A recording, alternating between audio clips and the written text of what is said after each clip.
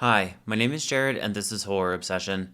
Today, I want to continue my Insidious series and talk about Insidious 3, the first in the series to not be directed by James Wan. This movie is written and directed by Leigh Whannell, who wrote the first two and also wrote Saw, which was also directed by James Wan.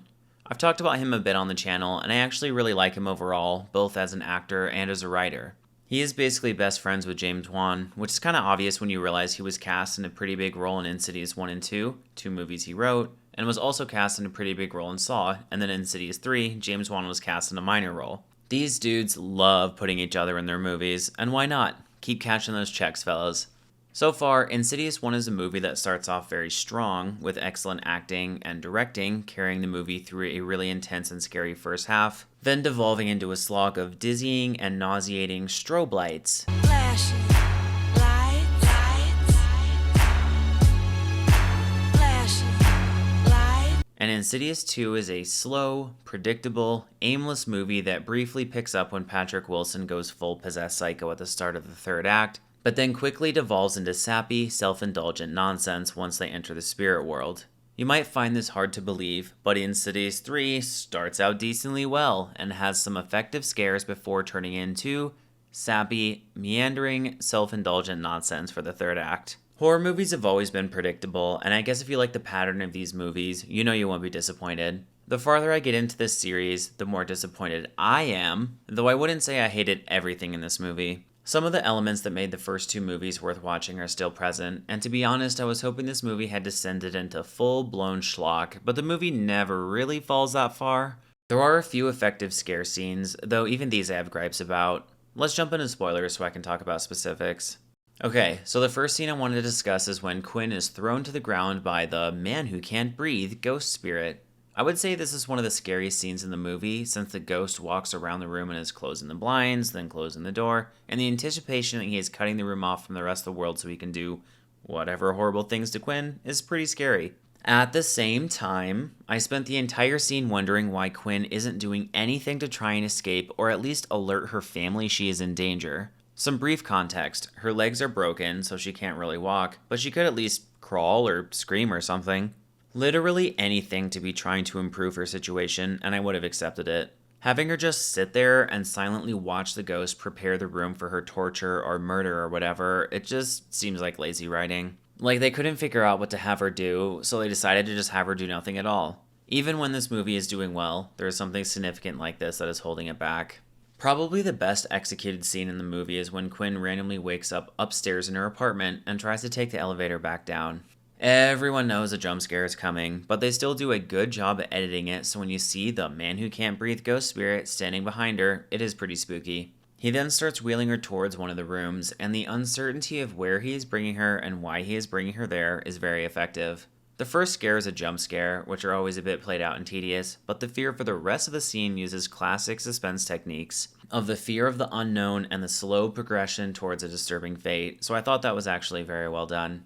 The execution of these two scenes are what I enjoyed the most, but it is hardly enough to carry the entire movie. The character work could have been good, but the writing is really holding the movie back. When writing characters, one of the most important things to do is to write subtext into the dialogue. Characters should not just be stating exactly what they are thinking, but saying things that communicate what they are thinking to both the audience and the other characters in the scene in a subtle way.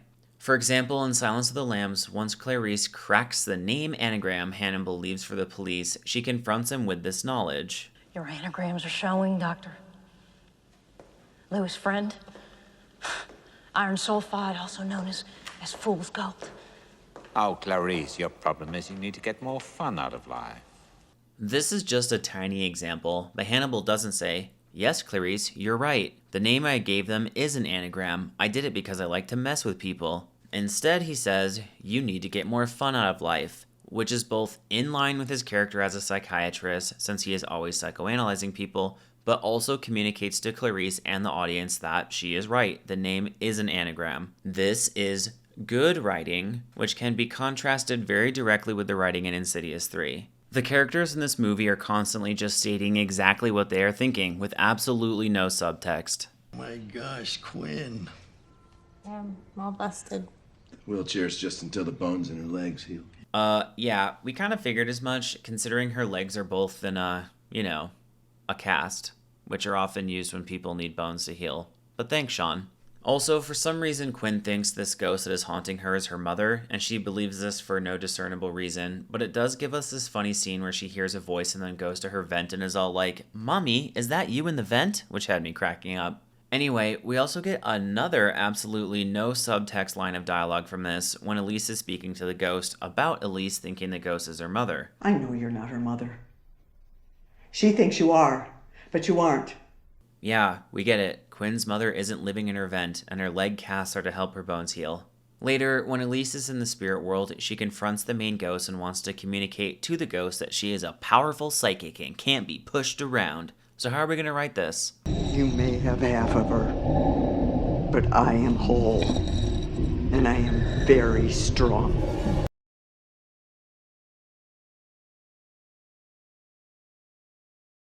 Another thing that annoyed me about this movie is the first time the ghost makes a major appearance, it cracks the ceiling in Quinn's room. Her father comes running in and immediately believes Quinn that someone was there because of the cracks in the ceiling, and I was briefly so happy. You see, in horror movies, we almost always get the tired trope of the father or authority figure not believing the kid when supernatural stuff starts happening, like no one believing the kid in Chucky that a doll came to life and killed someone. I thought to myself, wow, they actually were bold enough to let the dad believe Quinn and he is going to be able to help her fight the ghost and figure out what is going on. Amazing. Unfortunately for me and anyone else who saw this movie, the next time a ghost thing happens, the dad brushes it off as if Quinn is just crazy. The sequence of these scenes makes absolutely no sense, since the dad was already convinced there was a real person due to the damage to the ceiling and the footprints on the floor. So why did he later come to the conclusion Quinn was making it all up? Well, Leigh decided it would be convenient to the plot in his writing to have the ghost not leave footprints for no discernible reason, other than it makes it easier for the dad to brush it all off as fake. But then a couple scenes later, the dad believes her again and goes to Elise for help, so I don't know what they were doing. What a nightmare of writing conveniences that was. Overall, Insidious 3 isn't very good. The characters are stale and there's almost no development, the writing is obvious and completely lacking in subtext, and the actions intended to move the plot forward make no sense. I didn't even talk about it as much as I should, but the ending of this movie is so incredibly similar to the ending of the first two, it's kind of ridiculous. There are 2 more movies in the franchise, and I desperately hope they switch it up a bit, and maybe move on from Elise, though I get why they keep her in it, after all. And I am very strong. Maybe work on the script a little too. It's pretty rough, even for someone with a haunting horror obsession.